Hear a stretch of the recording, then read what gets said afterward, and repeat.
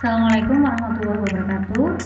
Kali ini kita akan belajar mengenai aplikasi turunan fungsi trigonometri bagian ketiga. Nah, rencananya memang awalnya saya akan membahas mengenai cara menggambar grafik fungsi trigonometri. Namun ternyata menggambar grafik itu sudah kalian pelajari di kelas 10 yang lalu untuk fungsi trigonometri. Jadi untuk kali ini kita akan belajar mengenai penggunaan turunan yang kedua untuk menentukan kecekungan dan sebagainya ya. Nah, nanti ini juga bisa kalian gunakan untuk mempercantik gambar dalam fungsi trigonometri ya. Oke, sebelum kita mulai, marilah kita berdoa dulu, baca Fatihah dulu. Semoga apa yang akan kita pelajari hari ini bisa ada guna dan manfaatnya untuk kita semua, dan kedepannya kalian diberikan kesuksesan. Al-Fatihah.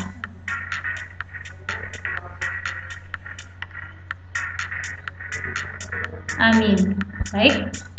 Nah, masih ingat dengan materi prasyarat kita kan ya, yaitu mengenai persamaan trigonometri. Yang pertama, jika ada sin X sama dengan sin A. Yang kedua, jika ada cos X sama dengan cos A. Dan yang ketiga, jika ada tan X sama dengan tan A. Ini akan terus kita gunakan dalam aplikasi turunan fungsi trigonometri, seperti pertemuan yang lalu kan ya. Nah, penggunaan turunan kedua sendiri itu menggunakan persamaan trigonometri tadi juga ya. Nah, ada 3 kegunaannya. Yang pertama, yaitu dapat digunakan untuk menentukan jenis titik stasioner. Kemarin kita sudah belajar mengenai apa itu titik stasioner kan ya. Nah, jenisnya kita juga sudah pelajari sebenarnya. Cuman ini bisa kita gunakan turunan kedua untuk menentukan jenis stasioner. Nanti akan kita bahas. Yang kedua, yaitu dapat digunakan untuk menentukan kecekungan kurva ya. Ada cekung ke bawah atau cekung ke atas. Nanti akan kita pelajari. Dan yang terakhir, turunan kedua juga dapat digunakan untuk mencari koordinat dari sebuah titik belok ya, dari fungsi trigonometri. Oke, kita ke yang pertama dulu ya. Nah, jika ada A, FA adalah titik stasioner, masih ingat kan syaratnya stasioner, yaitu turunan pertama kita sama dengan kan 0, lalu kita cari X-nya kan gitu ya. Nah, yang pertama, jika F double aksen adalah turunan yang kedua, lebih dari 0 sama aja positif kan ya. Maka A, FA titik stasioner tadi, maka jenisnya adalah titik balik minimum atau titik minimum gitu boleh ya. Yang kedua, apabila F double aksen A atau turunan kedua dari fungsi tersebut kemudian disubstitusi oleh nilai A yang kita dapat di stasioner tadi kurang dari 0 atau negatif kan ya, maka titik tersebut jenisnya adalah titik balik maksimum. Jadi di sini ada sedikit kebalikan ya, kalau lebih dari positif malah dia minimum. Kalau kurang dari negatif maka dia malah maksimum jenisnya ya. Ingat. Yang ketiga, apabila F double aksen A sama dengan 0, nah, maka tidak bisa kita simpulkan dia itu maksimum atau minimum. Nah, nanti akan kita pelajari lebih lanjut ya kan. Nah, kan saya beri contoh berikut ini.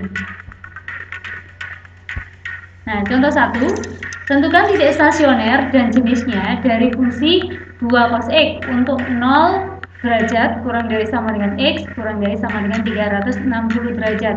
Sebenarnya soal ini sudah pernah kita bahas di pertemuan sebelumnya. Namun di pertemuan sebelumnya kita menggunakan fungsi naik dan fungsi turun untuk menentukan jenis maksimum minimumnya. Nah, hari ini kita akan gunakan turunan kedua ya. Jadi kita harus tentukan dulu langkah awal, tetap kita harus cari titik stasioner. Masih ingat kan stasioner kemarin? Turunan pertama harus disama dengan kan 0 gitu ya. Nah, berarti Y-nya adalah 2 cos X, maka turunan pertamanya adalah cos, turunannya min sin ya. 2 karena koefisien tetap, min 2 sin X. Nah, karena stasioner maka Y aksen atau turunan pertamanya kita sama dengan kan 0. Kemudian kita masukkan min 2 sin X sama dengan Berarti dengan demikian sin X ketemunya adalah 0 dibagi min 2, yaitu 0. Nah, sin berapa yang hasilnya 0? Ada dua kemungkinan kan ya. Sin X sama dengan sin 0. Nah, ingat kalau sin ada persamaannya 1 atau 2 ini kan tadi. Di materi prasyarat kamu buka lagi kalau lupa. Berarti X sama dengan 0 plus K kali 360, atau yang kedua X sama dengan 180 derajat plus K kali 360. Nah, kalau kita masukkan K-nya, kalau K 0 maka X-nya adalah 0. Kalau K-nya 1 berarti X-nya adalah 360 derajat.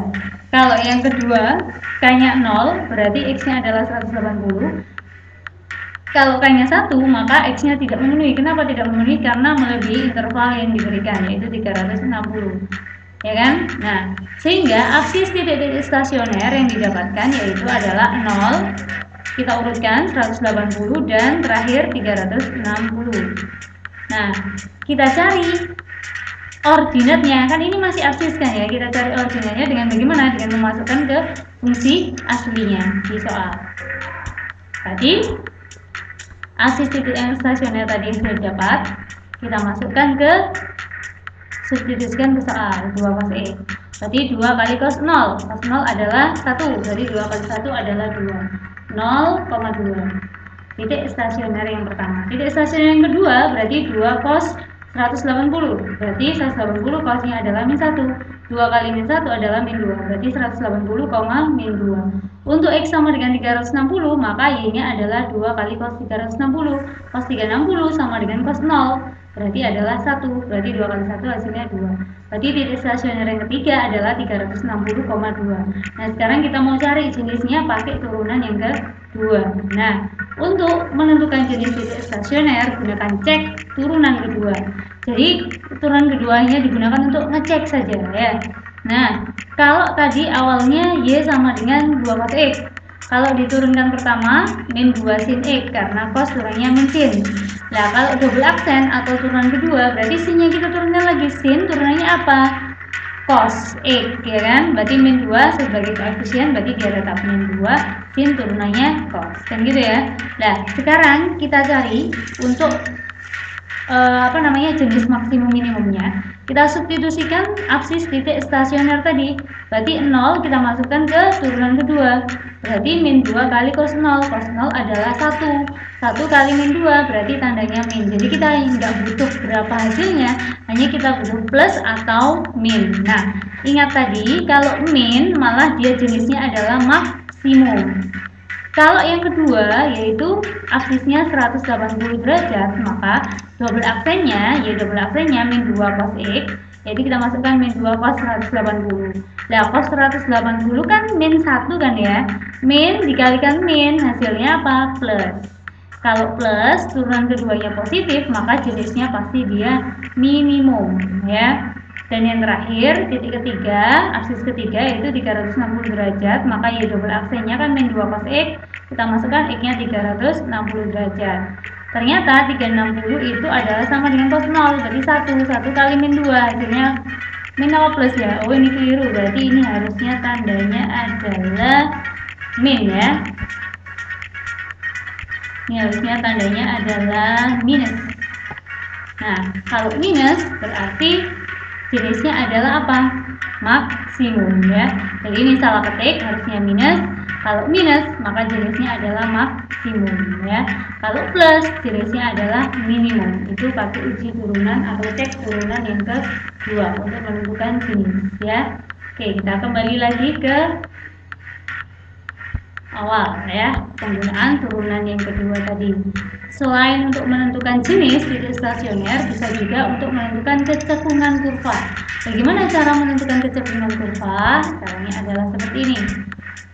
Nah, misalkan fungsi f(x) dan f aksen x terdiferensialkan atau bisa diturunkan ya, artinya pada daerah D, satu kemungkinannya f double aksen x akan lebih dari 0 pada daerah D tersebut apabila fx-nya cekung ke atas ya.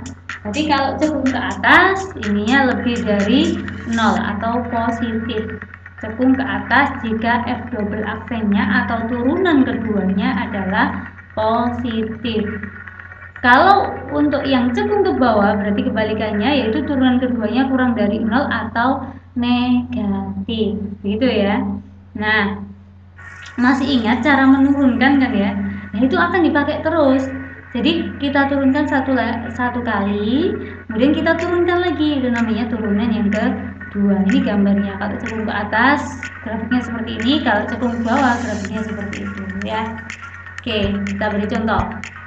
Contoh yang kedua ya, tentukan interval fungsi y sama dengan sin 2x cekung ke bawah dan ke atas. Nah, berarti kamu harus mencari pada daerah mana atau interval mana sin 2x itu cekung ke bawah dan pada daerah mana dia cekung ke atas. Caranya kita gunakan turunan yang kedua tadi ya. Nah, caranya kita turunkan pertama dulu, sin 2x turunannya apa? Nah, sin turunannya apa? Cos 2x. Ingat, karena ini 2x berarti dikalikan dengan 2 kan gitu ya cara menurunkan. Nah, sekarang kita turunkan lagi. Nah, cara menurunkan sama atau sama seperti konsep awal. Cos turunannya apa? Cos itu min sin, berarti min sin 2x. Kemudian 2x ini kalau diturunkan kan 2 lagi ya, jadi 2 dikali 2 yang ini jadinya 4, jadi min 4 sin 2x. Kalau ditulis lebih sederhana begitu. Nah, ingat tadi kalau syaratnya cekung ke bawah apa? Double aksennya kurang dari 0. Kalau cekung ke atas maka turunan keduanya harus lebih dari 0. Maka supaya mudah kita jadikan dulu persamaan trigonometri. Jadi min 4 yang double aksen tadi, yang turunan kedua kita sama dengan 0 dulu. Berarti min 4 sin 2x sama dengan 0 kan? Ini dibagi min 4, 0 dibagi min 4 hasilnya tetap 0. Sin 2x sama dengan sin 0. Nah, kalau sin berarti ada dua kemungkinan kan, 2x sama dengan 0 plus k kali 360 atau 2x sama dengan 180 plus k kali 360. Nah, kalau kita masukkan, ini kita bagi 2 dulu supaya x, berarti x sama dengan 0 plus k kali 360 bagi 2 180. Nah, kita masukkan, kalau k nya 0 berarti x nya 0 kan ya. Kalau k nya 1 180, kalau k nya 2 berarti 360.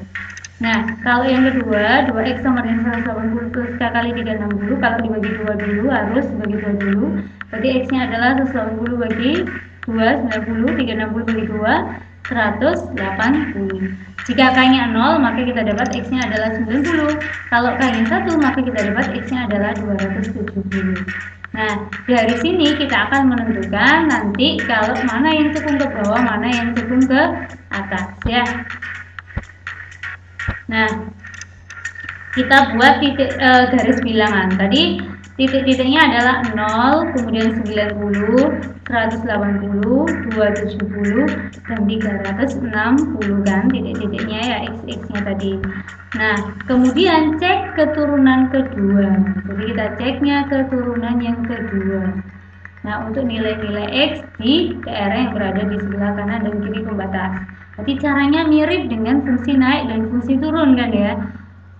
Bedanya ini menggunakan turunan yang kedua. Kalau yang kemarin naik turun menggunakan turunan pertama. Oke, kita ambil yang di sebelah kiri 0. Misalkan min 30, boleh? Boleh, kita cek sembarang. Mau min 45 juga boleh ya. Jadi kita masukkan ke turunan kedua, berarti min 4 sin 2 kali min 30 berarti min 4 sin min 60. Kalau sin min 60 hasilnya pasti min kan gitu ya. Min ketemu min jadinya plus ya. Nah, ini tandanya plus, berarti di mana letak tanda plus? Di situ ya. Ini tandanya adalah positif. Kemudian kita cek lagi antara 0 sampai 90. Boleh. Kita cek di sebelah kiri 90. Misalkan ambil 30, mau 45 boleh, terserah kalian ya. Berarti min 4 kali 2 kali 30, 2 kali 30 60. Sin 60 adalah positif. Positif kali min berarti hasilnya negatif, plus kali min hasilnya min ya. Sehingga kita letakkan di sini adalah tandanya negatif. Kemudian yang berikutnya ini hasilnya negatif. Dari mana? Nah, kita cek sebenarnya ya. Itu sudah keluar dulu tandanya. Oke, ini cek-cekannya. Sama caranya, di sebelah kiri 180 kamu masukkan, ketemunya ternyata positif. Setelah di kirinya 270, kalau masukkan ternyata hasilnya negatif, begitu seterusnya ya. Nah, kalau sudah kita punya interval, kita tinggal menyimpulkan intervalnya, cekung ke bawah dan cekung ke atas ya. Untuk yang cekung ke bawah berarti antara 0 sampai 90. Kenapa kok 0 sampai 90? Karena negatif. Berarti cekung ke bawah. Mana lagi yang negatif? Ini yang negatif juga. Berarti selain 0 sampai 90 ada 180 sampai 270. Yang cekung ke atas berarti ambil interval yang positif, yaitu yang 90 sampai 180 ini. Sama yang kedua 270 sampai 360. Bu, ini kok enggak pakai yang kurang dari 0 ini? Nah, karena mintanya di interval tadi di soal adalah antara 0 sampai 360. Jadi yang lebih dari 360 atau yang kurang dari 0 tidak usah kita tulis sebagai penyelesaian. Oke. Saya kira mirip sekali dengan fungsi naik turun sehingga sama ya, hanya bedanya di turunan kedua. Nah, sekarang yang ketiga ya, turunan kedua juga dapat digunakan untuk mencari titik belok. Nah, kita lihat. Nah, titik belok itu definisinya apa sih? Nah, titik A, FA disebut titik belok fungsi f jika pada titik itu terjadi perubahan kecekungan kurva yang asalnya cekung ke bawah, sekarang jadi cekung ke atas. Nah, sekarang gitu. Berarti f double aksennya berubah tanda pada x sama dengan a, maka dia disebut sebagai titik belok ya. Nah, jika sifatnya kalau a, FA adalah titik belok fungsi, maka f double aksen a adalah sama dengan 0. Berarti untuk mencari titik belok ya kita pakai f double aksen, kita sama dengan kan 0. Lagi-lagi turunan yang kedua, kita menurunkan 2 kali. Dengan kata lain, f double aksen sama dengan 0 adalah syarat perlu untuk titik belok. Contohnya begini. Diketahui fungsi fx sama dengan min 3 cos 2x plus 1 dengan 0 kurang dari sama dengan x kurang dari sama dengan 360. Tentukan titik beloknya ya. Berarti yang pertama kita harus cari turunan pertama.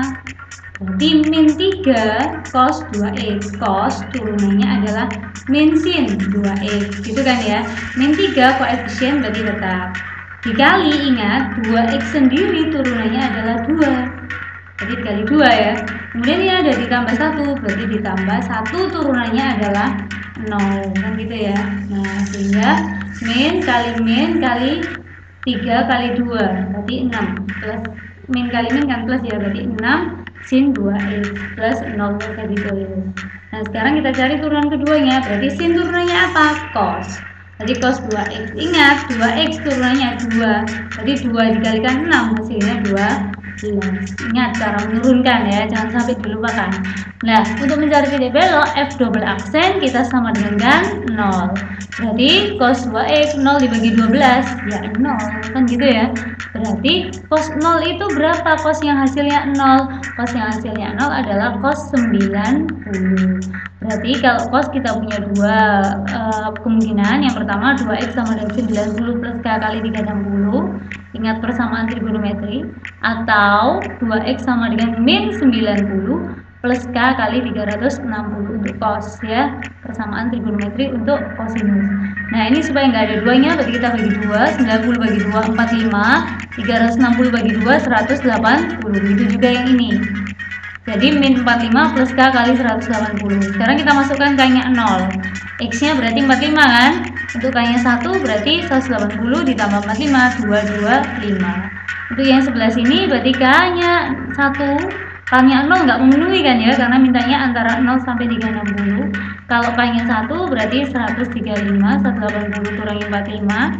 Kalau yang k-nya 2 berarti 2 kali 180, 360 dikurangi 45, 315. Maka untuk x sama dengan 45, f45 ya min 3 kali cos 2 kali 45. Dari mana ini f45 ini? Dimasukkan ke dalam soal yang aslinya, karena kita mau mencari titik. Kalau titik itu harus ada x, y. Nah, y-nya itu didapat dari fx yang tidak diturunkan. Jadi min 3 cos 2 kali 45. Cos 2 kali 45 berapa ya? 2 kali 45 90 ya. Cos 90 berapa tadi? 0 kan, 0 kali min 3 berarti 0, 0 ditambah 1 hasilnya adalah 1. Kalau X nya 135 berarti F135 ya min 3 kali cos 2 kali 135. 135 kali 2 dihitung dulu 270 kan, 270 cosnya berapa, 270 sama kayak 90, cosnya 0 berarti 0 kali min 3 ya 0, 0 ditambah 1 hasilnya 1. Kalau 225 berarti F225 ya tinggal dimasukkan min 3 cos 2 kali 225. Berarti hasilnya 2 kali 225 adalah 450 ya. 450 cosnya berarti 450 dikurangi 360 hasilnya 90, cos 90 ya 0, kembali ke 0 lagi.